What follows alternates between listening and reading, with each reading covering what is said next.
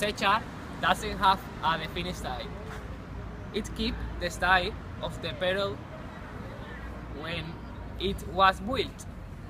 The blessing of the temple was 30 November at 9 in the morning. It is devoted the Saint Joseph of the Virgin Rosario, or the Virgin Rosario. The first mass was celebrated on 8th of the March in the 1929. The last reform took place in 1997. Yeah. Nowadays, a new priest named Jose Antonio is in the church. The reform began on 30th March of the year, and it was finished in 1998. The face of the church is white and the ash clock in the center.